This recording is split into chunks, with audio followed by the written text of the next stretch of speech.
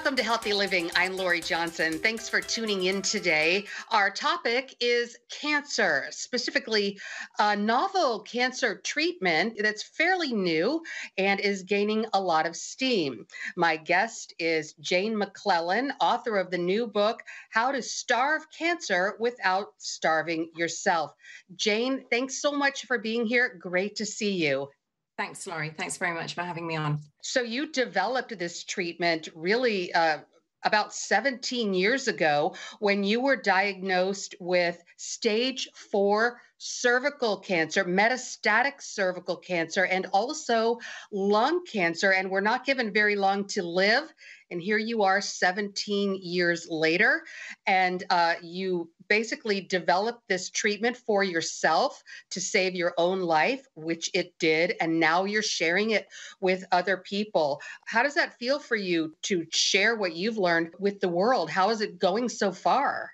Well, I have got an enormous number of followers now, which is terrific. I have a specific Facebook group called Jane Mcclellan Off-Label Drugs for Cancer, because it was the off-label drugs, and these are low toxicity drugs that are not normally prescribed for cancer. And I was kind of like my own guinea pig. So it was actually 2003 when the cancer had then moved to my bone marrow, and it became something called myelodysplasia, which is treatment related. It relates back to the amount of chemo and radiotherapy that you've had. And I ended up with this on top of the cancer that I'd originally had, which had spread to my lungs.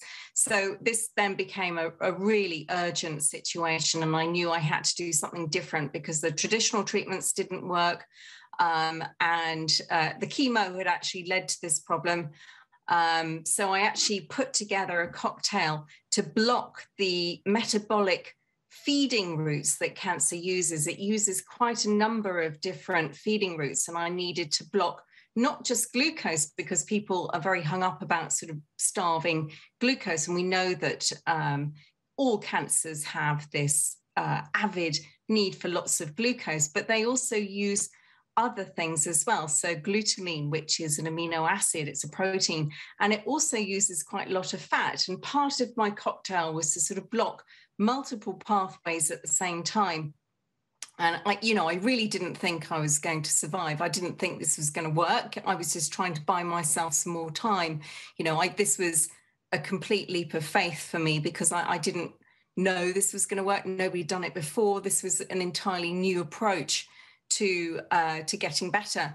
And I've worked out many of, I have a science background. I'm a chartered physiotherapist by training, and I understood quite a lot of the medical terms and a lot of the things in PubMed that you need to research in order to try and understand this.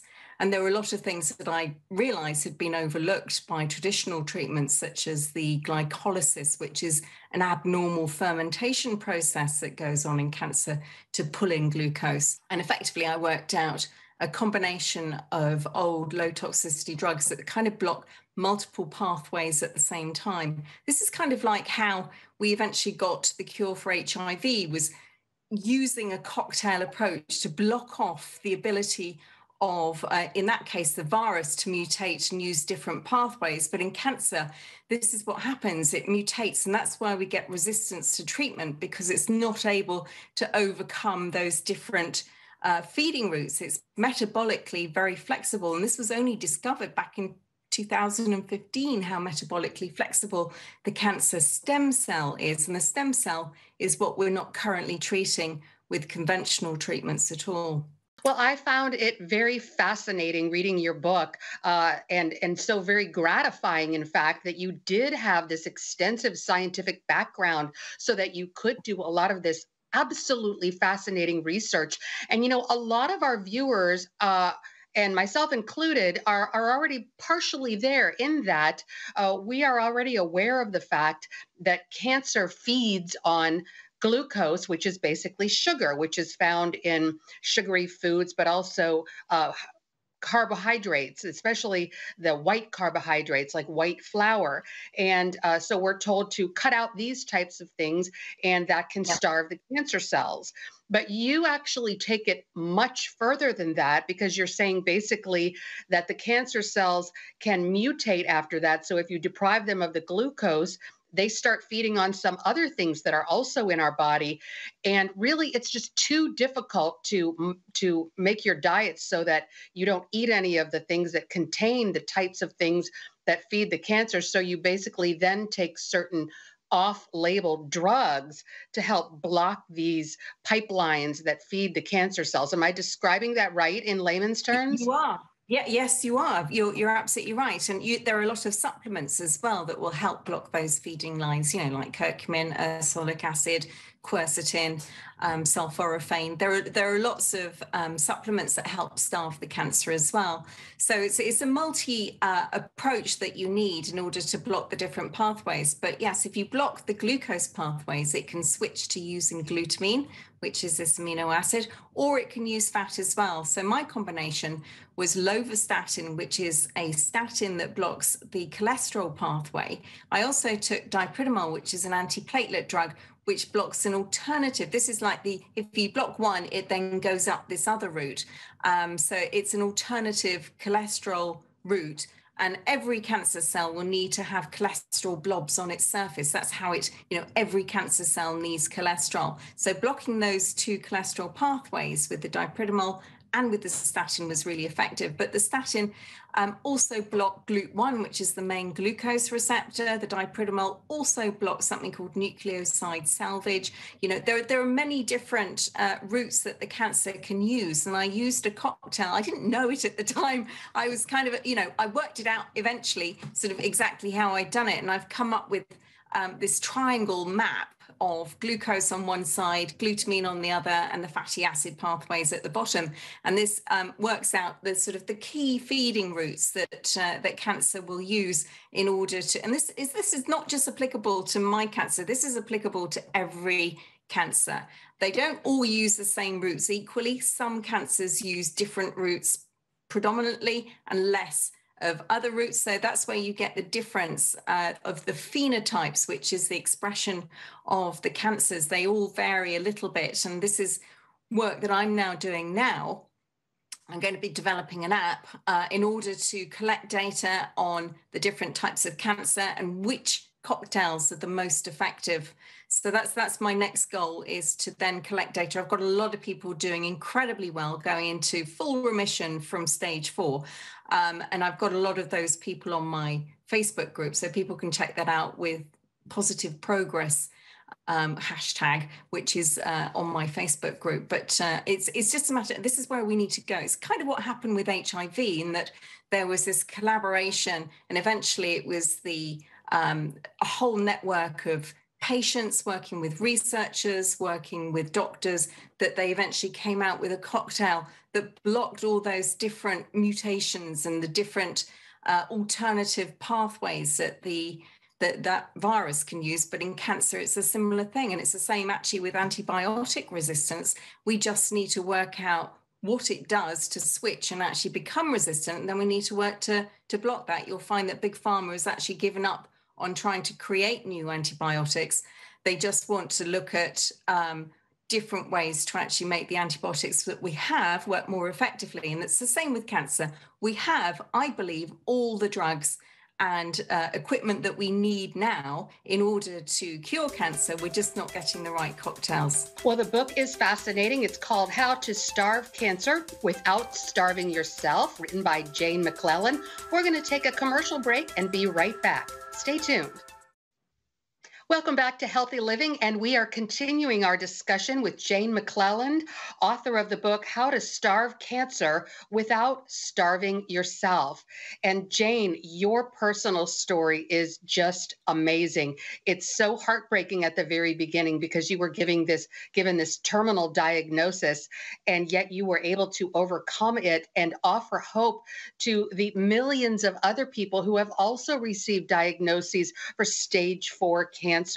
And I I just find it just extremely hopeful and something that so many people should consider. And you say you've had a very good response from other people who were in very dire situations, right? Absolutely. And it's not just patients who are contacting me saying, oh my goodness, my cancer's disappeared. It's actually doctors now writing to me as well, saying they're using my approach with their patients and they're getting really good at results. And these are integrative doctors. These are the ones that look beyond the sort of the protocols which you're given by the NCCN, which is the National Cancer Guidelines. And they most oncologists will not step out of that parameter or do anything different. But I do have a list of integrative doctors on my website, so people can look there to find doctors who can help. In fact, there's the Care Oncology Clinic who have, they started off in London actually, and then they branched off and they've got a clinic in the US as well now, but people can Skype or Zoom with them.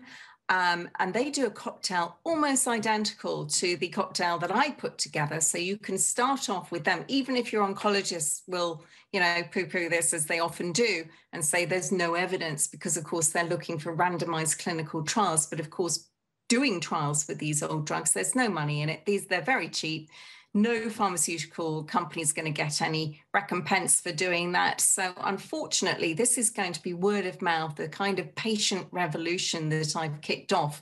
I have to say it's picking up momentum, which is terrific. And I just want to keep that going. I want to keep the pushing ahead just to try and get the word out that there are these options out there. Because when you're stage 4, you're very often told that that's it, there's nothing more that they can do for you, but that just is not the case.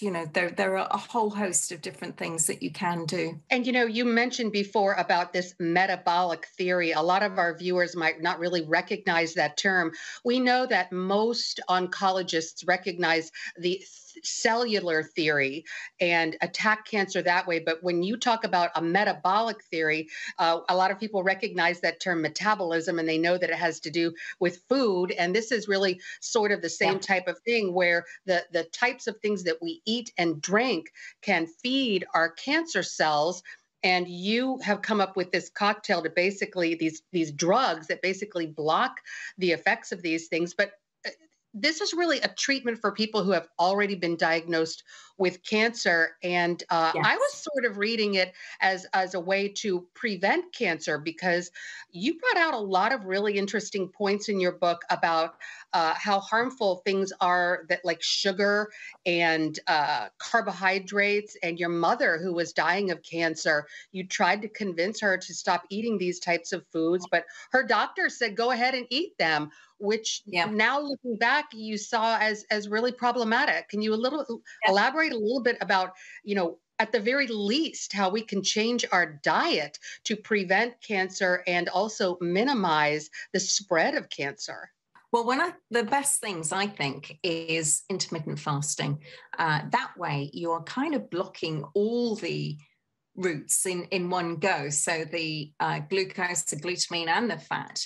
Actually, if you do some intermittent fasting, and by that I mean you eat in a smaller window during the day, you don't have to starve. You can do it. You can starve for sort of 5 days on the trot. But if you do either the occasional day off during the week, maybe 1 or 2 days off during the week, or you finish eating at about 6 p.m. in the evening, and then you don't eat until 11 or 12 o'clock the next day, you are actually giving your body that rest to recuperate, to regenerate, to replenish the healthy stem cells, your natural killer cells, which help to fight cancer. This refreshes the body. We overeat. All of us, the Western population, just overeat far too much. We've lost track of what we really should, the normal quantities that we should be eating. And all of this overeating is really bad for our metabolism. The rates of diabetes and obesity have just soared.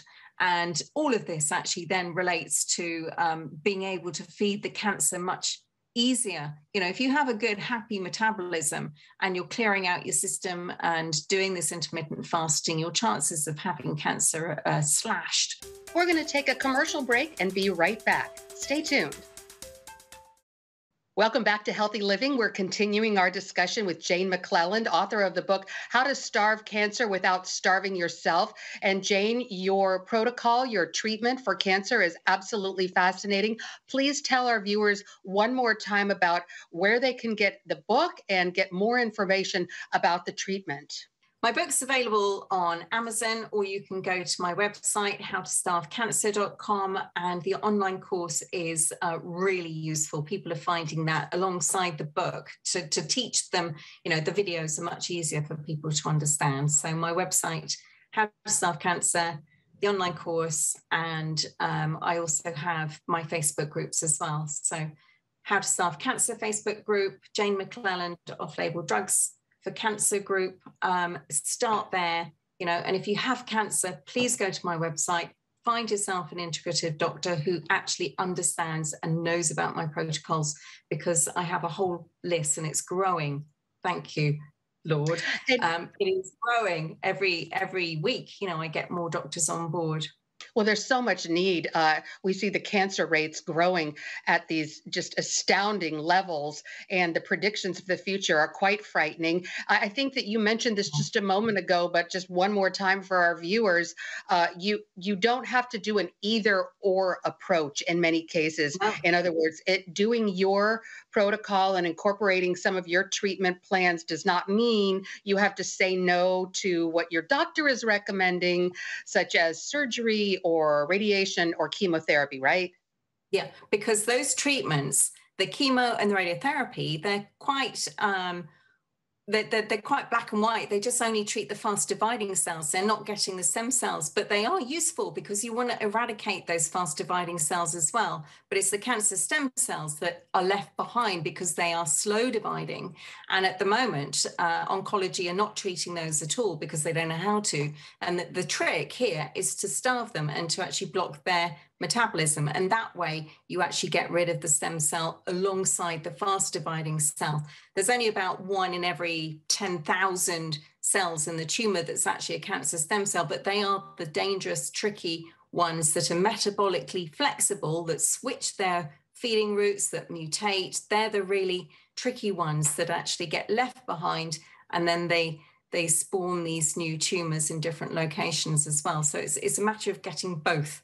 And Right. I do encourage people to keep looking at having their chemo radiotherapy treatments. I'm not the kind of person that says, avoid that, just do this. This is mine, do mine. No, we've looked at chemo and radiotherapy. We know work, but Right. they only work to a certain extent. That we don't have the correct cocktails even with those. And, a lot of people think of stem cells as good things because we often talk about them that way. But when it comes to cancer, I like to think of stem cells like cockroaches. You can bomb them and kill everything else around, but the cockroaches are always the ones that survive and they come back. And that's what you're basically saying stem cells do is, you can kill the cancer almost, but it's those stem cells that remain and then they grow again and the cancer comes back. And your treatment does attack the stem cells. All right, we're going to take one final break and be right back with Jane Mcclellan, the book once again, How to Starve Cancer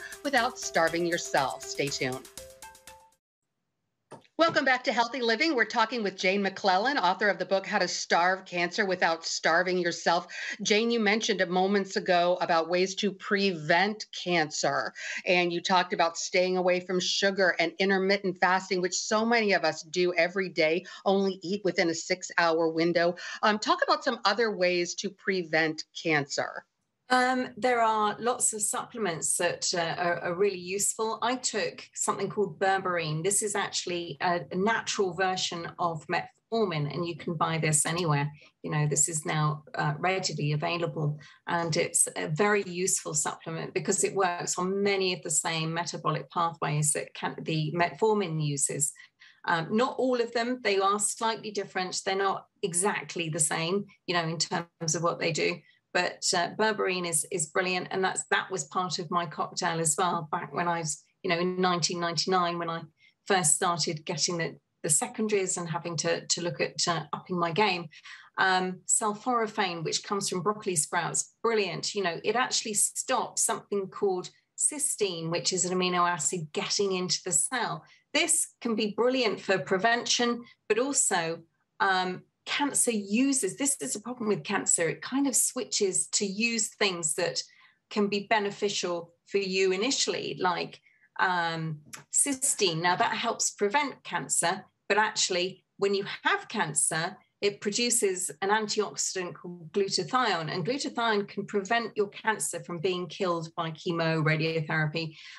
So it's actually something you need to look at swapping and changing with the treatment. You know, prevention and treatment are two completely separate things, and people do get a little bit confused with what you do to prevent to, you know, what you do to actually treat yourself.